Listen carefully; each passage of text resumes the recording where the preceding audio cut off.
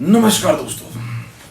तो दोस्तों, चाहे मुद्दा हो बीबीसी डॉक्यूमेंट्री का, चाहे मुद्दा हो पठान मूवी का, और चाहे मुद्दा आ गया हो अडानी का, सबको पता है, सब जानते हैं। हमारा कोई निजी रिसर्च नहीं है। इस जगह को घंटाघर बोला जाता है। तो दोस्तों, क्या आपका बैंक हिंडनबर्ग ने कोई पत्रकारिता बाय द वे यहाँ नहीं की है। सबसे पहले तो अभी भी आपका पैसा प्रॉफिट में है बॉस। Bye bye Tata.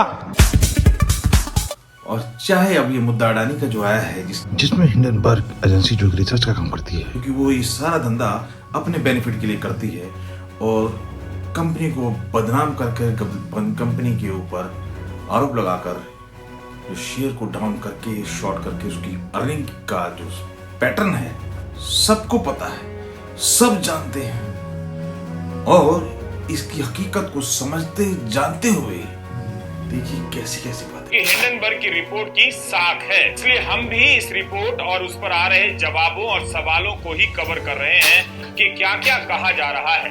हमारा कोई निजी रिसर्च नहीं है, हम निवेशकों को किसी तरह की सलाह नहीं देते। तो सुना दोस्तों, रवीश साहब को, रवीश जी वो शख्स हैं जिनको फॉलो करने वाले बहुत हैं। मैं आपको दिखाता हूँ कुछ की झलकियां। और ये तो थोड़ा बहुत जानते भी हैं और पुराने पत्रकार हैं, लेकिन ऐसे ऐसे बंदे जो कुछ ना जानते हैं ना कुछ मानते हैं, सिर्फ बोलना जानते हैं। तो दोस्तों, क्या आपका बैंक डूबने वाला है? क्या एलआईसी डूबने वाली है? और वो भी अपने तरीके से, चाहे वो हल्द्वानी वाला किस्सा हो, चाहे शाहीन बाग वाला किस्सा हो, चाहे किसान आंदोलन वाला किस्सा हो। दोस्तों, आप देखिए किस तरीके से ये सारी के सारी गैंग, ये सारे के सारे चीखने चिल्लाने वाले किसी न किसी एक पार्टी को समर्थन करते हुए नजर आते हैं। अगर अडानी सड़क पर आए तो कितने भारतीयों को कंगाल होना पड़ेगा? अमेरिकी कंपनी हिंडनबर्ग आखिर कौन सी तोप है जिसमें किस तरीके से किसी पार्टी के साथ दिखकर सत्ता से सवाल करते हैं, ये समझने में कोई ज्यादा दिक्कत लगेगी नहीं। दोस्तों, गेम एक ही है। अब इसने सवाल उठाया कि आखिर ये एजेंसी हिंडनबर्ग रिसर्च है क्या, वो भी सुन लीजिए। हिंडनबर्ग ने कोई पत्रकारिता बाय द वे यहाँ नहीं की है। सबसे पहले तो ये खुलासा कर दे, अपने प्रॉफिट के लिए उन्होंने ये खुलासा किया, जैसा कि निकोला नाम की कंपनी के साथ उन्होंने किया था। इस रिसर्च के आने के बाद निकोला कंपनी के शेयर्स जो कि 60-65 यूएस डॉलर्स पर चल रहे थे, वो $3 तक भी नहीं रह पाए। कंपनी का बट्टा धार कर दिया। हिंडनबर्ग ने इस कंपनी के शेयर्स को शॉर्ट करके अच्छा खासा मोटा पैसा कमाया। लेकिन इन लोगों का चिल्लाना हो दोस्तों, चाहे विस्टा प्रोजेक्ट का बन जाना हो, और चाहे देखिए मुगल गार्डन का नाम बदलकर आज अमृत उद्यान रख दिया गया है, और आज से नफरत के बाजार में मोहब्बत की दुकान खोल रहा हूं। खत्म। Bye bye tata goodbye गया। के दौर के अंदर किस तरीके से जो लोग जो झेल रहे थे, लेकिन जो लोग सपोर्ट समर्थन कर रहे थे और जो इस तरीके की चीजों में आगे बढ़कर हाथ बटा रहे थे और लोगों की जान बचा रहे थे, उसको कितना कवरेज मिला, उसको कितनी टीआरपी मिली, उसको कितना लोगों ने देखा सुना, और ये अफरा तफरी को कितना लोगों ने देखा और सुना। तो दोस्तों, जिस तरीके से एक पैटर्न चलता आ रहा है, कोविड में भी आपने देखा, ये हर तरीके से देश में अफरा तफरी का जो माहौल चाहिए इन्हें, जिसकी इनको सख्त जरूरत है। अडानी को किस तरीके से डिफेम किया जाता है, एक नंबर पे होने पे इन्हें बड़ी कष्ट हो रही थी कि एक नंबर पे मोदी जी ने पहुंचा दिया है, उसको टॉप पे पहुंचा दिया है। अब जब वो टॉप 10 से भी बाहर हो गए हैं इस सारे टेक्निकल ग्लिच की वजह से, जो कि एक आरोप है, आप समझ सकते हैं। आप देख लीजिए, आंदोलन से निकली पार्टी हो, चाहे किसी भी तरीके का जिस तरीके का गेम किया जाता है, उसमें सत्यता जितनी हो ना, लेकिन उसको बताने की कोशिश की जाती है। एलआईसी, एसबीआई, क्योंकि ये दो ऐसे प्रोमिनेंट और ऐसी बड़ी संस्थानें हैं जो कि देश में मैटर करती है, देश के आम से आम लोग उससे जुड़े हुए हैं। तो उसको बार बार टारगेट करना, उसके ऊपर बार बार आक्षेप लगाना, उसको बार बार दिखाना डूब गया, बर्बाद हो गया, तब ये समझना जरूरी है कि आखिर गेम है क्या।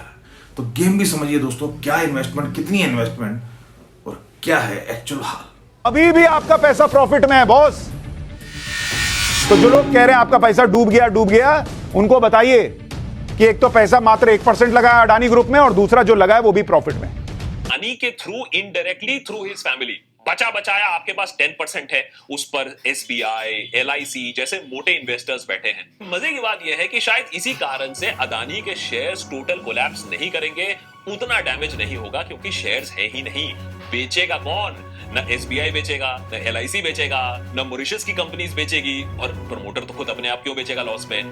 तो हो सकता है इसी के चलते डैमेज कंट्रोल हो जाए, और इसी को कहते हैं मास्टर्स। तो वो मीडिया जो पठान के ऊपर बात करे वो अच्छी, वो मीडिया जो बाबा बागेश्वर धाम के बाबा शास्त्री जी को सर्टिफिकेट दे वो गलत, और जो जादूगरनी जिसने स्कूल के दर्शन नहीं किए उसकी क्वालिफिकेशन का आपको जानकारी मिली होगी मीडिया में, तो वहीं पर पहले तो चमत्कार के ऊपर शक था कि बाबा ऐसा कोई चमत्कार करते नहीं है। जब चमत्कार दिखाई दिया इनको तो अब इनको वो जादूगरी दिखाई देने लगी दोस्तों। तो ये इनका मकसद ये है कि इन्हें हर हाल में रोना है, ये नहीं तो वो दूसरा काम होना है, पर इन्हें हर हाल में रोना है दोस्तों, इतना सा कंसेप्ट है। तो ये हुआ पठान की बात, ये हुई आपकी अडानी के ऊपर, अडानी ग्रुप के ऊपर लगे हुए आरोप की बात।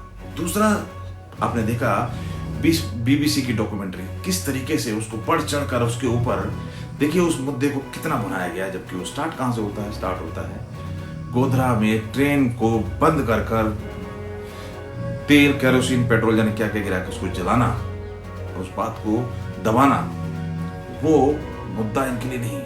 और उस चीज के अंदर बार बार कितनी एजेंसी बैठी, कितनी सारी जांच हुई, सुप्रीम कोर्ट तक निर्णय आ गया, लेकिन अभी भी अब देखिए एक तरफ तो बताने की कोशिश की जाती है कि जी हम अंग्रेजों के, जब हम अंग्रेजों से लड़ रहे थे, बीजेपी और आरएसएस के लोग अंग्रेजों के साथ खड़े थे, हम यहाँ नहीं मिलाते थे, हम अंग्रेजों का समर्थन नहीं करते थे। सब समर्थन कौन करती थी? ये आरएसएस करती थी। और आज सर्टिफिकेट बांट रहे हैं, आज उसी का हवाला दिया जाता है कि जो इन्होंने कहा वही सही है। गोरे शासक अभी भी मालिक हैं, यानी कि गुलाम है। यहां पर कई लोग गुलामी मानसिकता, हमने कहा ना कि गुलाम गैंग से सावधान इंडिया, दुष्प्रचार की डॉक्यूमेंट्री गुलामों की एंट्री, ये किरण रिजिजू ने ट्वीट किया। वो बीबीसी, उन्होंने कहा कि वो बीबीसी को सुप्रीम कोर्ट से ऊपर मानते हैं कुछ लोग, और बीबीसी की आलोचना सिर्फ इसलिए नहीं की जानी चाहिए कि उसने दुनिया के सबसे बड़े लोकतंत्र का अपमान किया, बस इसके लिए भी की जानी चाहिए क्योंकि उसने भारत की अदालतों, कानूनी प्रक्रियाओं का भी एक तरीके से मजाक उड़ाया, और हमारे यहां के लोग खुश हो रहे हैं। जो डॉक्यूमेंट्री कह रही है वो सही है, जो एजेंसी आरोप लगा रही है वो सही है। जांच बाद में होगी, पहले उसका खामियाजा दें और देश में अफरा-तफरी मचे। तो दोस्तों विपक्ष का कह लीजिए या कांग्रेस का रवैया ये रहा है दोस्तों, सेनाओं के ऊपर आरोप लगाते हैं, सेनाओं को नीचा दिखाते हैं, सर्जिकल स्ट्राइक पे अब तक सबूत मांगे जा रहे हैं, फिर उसके बाद इस तरीके से सेना से मिलकर दर्शाने की कोशिश की जा रही है कि ये हैं सेना से इनकी मोहब्बत और सेना पे इन्हें गर्व है, और वहीं पर साइड में आरोप लगाए जाते हैं। उनके नेताओं ने टू नेशन कॉन्सेप्ट दिया था सावरकर जी ने, हमने नहीं दिया था। अब बताइए जम्मू कश्मीर में जाके इस तरीके का बयान देना कि जी बाहर के लोग, अब बताइए बाहर के लोग आपकी नजर में कौन से हैं जो जम्मू कश्मीर में जा रहे हैं धारा 370 हटने के बाद? आज बाहर के लोग जम्मू और कश्मीर को चला रहे हैं, और धारा 370 हटने के बाद ये गैंग जो बोलती थी कि क्या हुआ, आखिर क्या फायदा हुआ, जमीन पर आपको नॉर्थ वालों, दिल्ली वालों, यूपी वालों, बिहार वालों, आपको मिला क्या 370 हटने के बाद? और अब जब ये जलवा देखने को मिल रहा है कि हर कोई लाल चौक पे घंटा घर पे पहुंचकर झंडा फहरा सकता है आज की डेट में, और यही वो लाल चौक है। इस जगह को घंटाघर बोला जाता है। किसी को ये डर नहीं है कि भी ऐसा झंडा लेके आया हूं जिसको देख के कोई मेरे को गोली मार देगा, कुछ होगा, कुछ नहीं है, मजे से। व्हाट्सएप यूनिवर्सिटी को दिखाकर इस तरीके की बातें करना, दिखाना कि देखिए सिर्फ आप लोगों को बहकाया जा रहा है, जबकि ये सबसे ज्यादा सीरियसली इस तरीके से, देखिए इस तरीके से सीरियसली व्हाट्सएप यूनिवर्सिटी से ज्ञान बांटते हैं, शेयर करते हैं, और सारा गैंग लग जाता है एक दूसरे को सेम चीज को रिपीटेड तरीके से दिखाने में, समझाने में, चाहे वो पठान वाली बात हो, चाहे डॉक्यूमेंट्री की बात हो, बीबीसी डॉक्यूमेंट्री की बात हो, चाहे हो आपकी अडानी ग्रुप पे लगे आरोप की हिंडनबर्ग की रिसर्च सेंटर की बात। कांग्रेस के नामदार कहते हैं कि मोदी को भारत के शौर्य की बात नहीं करनी चाहिए। क्यों भाई? तो क्या मैं यहाँ भजन मंडली चलाने आया हूं क्या? सत्ता से सवाल करने का मतलब ये नहीं है कि आप मीन मेक निकालें और देश को, सेना को और अर्थव्यवस्था को हिलाने की पुरजोर कोशिश करें, क्योंकि यही माहौल दुनिया में चल रहा है और दुनिया देखना चाहती है। धन्यवाद दोस्तों।